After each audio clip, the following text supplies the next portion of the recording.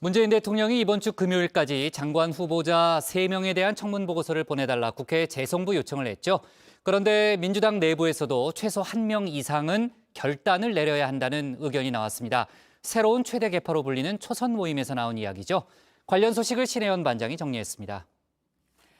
JTBC 최장수 시사 프로그램 정치부회의 재보궐선거 날인 지난 4월 7일에 7주년 맞이했습니다.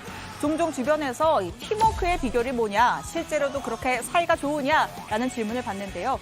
자, 과거에 복국장이 했던 인터뷰가 있습니다. 자, 제목, 이상복 앵커, JTBC 정치부회의 팀워크 비결은 바로 나. 자, 이 뒤에 있는 질문을 받고 부국장이 했던 답변도 있는데요. 자, 국장이 직접 읽어주실까요? 네, 이거 제가 과거에 이런 답변을 했었군요. 상당히 좀 재수없어 보일 수도 있는데. 자, 그대로 읽을게요. 복국장 성격이 좋기 때문이다. 이렇게 돼 있고요. 농담이고 평소 소통을 많이 하고 격의 없이 대화를 나누는 게 방송에도 그대로 구현되는 듯하다. 이렇게 얘기했네요, 제가. 네, 그렇습니다. 비결은 나야 나. 입술에 침 한 번 안 바르시는 것 진심이란 뜻입니다. 자, 압류. 따뜻한 리더, 일 잘하고 부지런한 리더, 52시간 철저하게 지켜주는 리더. 이 부국장의 존재 그 자체가 여정의 팀워크의 비결입니다. 류반장이 외치는 혁신까지도 품어줄 수 있는 큰 그릇이랄까요. 자, 정치권에서도 이 팀워크는 가장 중요한 덕목 중에 하나로 꼽힙니다. 특히 새로운 정책을 밀어붙여야 하는 시점에 당정청에서 이 원팀이라는 표현을 자주 듣게 됩니다. 당정청이 원팀으로 단일 대우를 더 굳건히 함으로써 대통령께서는 문재인 정부는 민주당 정부다. 역대 가장 좋은 성과를 낸 당정청이라고 자부해도 좋을 것이라고. 새 지도부가 선출되면 우리는 다시 원팀이 되어 문재인 대통령님과 송영길 대표께서 통화하셨습니다. 축하드린다. 송영길 대표를 중심으로 원팀을 만드는 것이 중요하다고 말씀하셨습니다.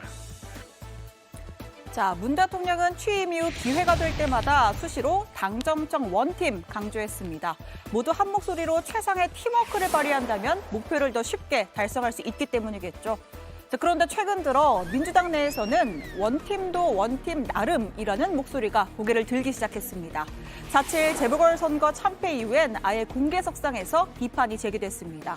건전하고 생산적인 비판마저 허용하지 않는 원팀이라면 자정작용이 가능하겠냐는 지적입니다. 왜 말을 못하게 막고 주눅들게 만들고 정당 민주주의를 왜곡하냐. 고립되고 따돌림 되는 거를 회피하고 싶어서 다수의 의견 쪽으로 동조화하려고 하는 거. 거기에 동조하지 아니하면은 굉장히 폭력적으로 혹은 세게, 톤이 세게 막 가잖아요. 그래서 한쪽으로 그냥 몰려가는 거예요. 당론이, 당심이. 송영길 후가 출범한 지 이제 열흘입니다. 송 대표는 새 장관 후보자와 김부겸 총리 후보자 인사청문이라는 첫 번째 시험대에 올라 있습니다.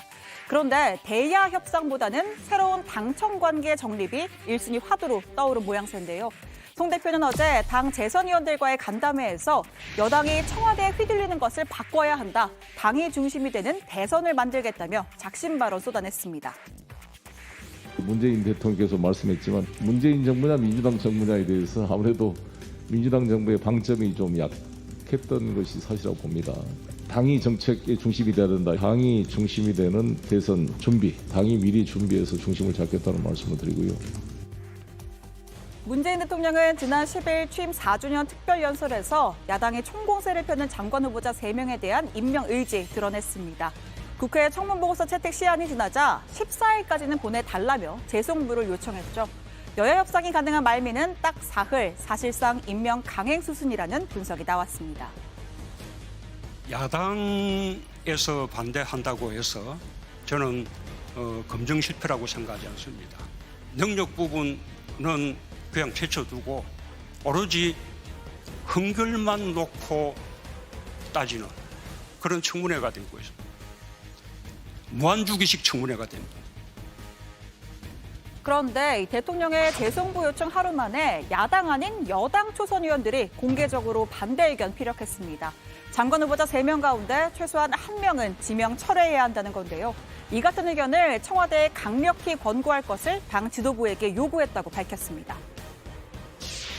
최소한 1명 이상 부적격 판단을 내려야 한다는 공통의 의견을 모았고 당 지도부가 청와대에 강력히 권고할 것을 더민초 이름으로 요구하기로 정리했다. 저희 내부에선 부적격 대상을 1명을 얘기하는 사람도 있고 2명을 얘기하는 사람도 있다. 청와대 반응이 궁금합니다. 일단은 원론적인 입장인데요. 청와대 고위 관계자는 대통령께서 금요일까지 국회에 의견을 요청하셨고 그때까지 다양한 의견을 다양한 경로로 수렴할 것이라고 했습니다. 자, 당 지도부의 고심이 커졌습니다. 초선, 재선, 중진할 것 없이 반대 입장이 나오는데 가만히 있을 수만은 없기 때문입니다. 마침 당 지도부는 재송부 시한인 오는 14일 청와대에서 문재인 대통령과 차담회를 가질 예정입니다.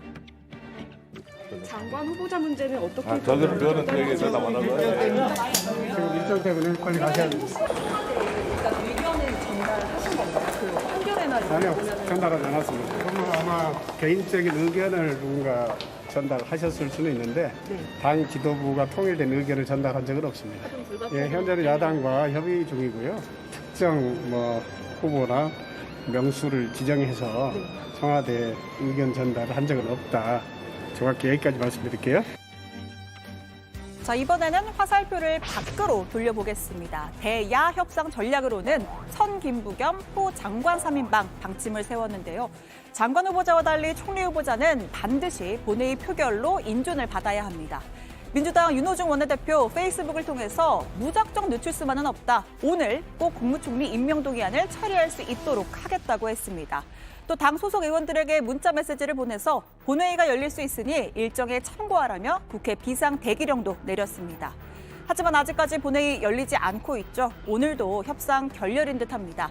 야당은 물러설 기미가 없고요. 결국 문 대통령과 여당 지도부가 만나는 14일에 결론이 날 거란 전망입니다. 자, 오늘 청와대 발제 이렇게 정리합니다. 민주당 초선 장관 후보자 최소 1명 부적격, 청와대 다양한 의견 수렴 중.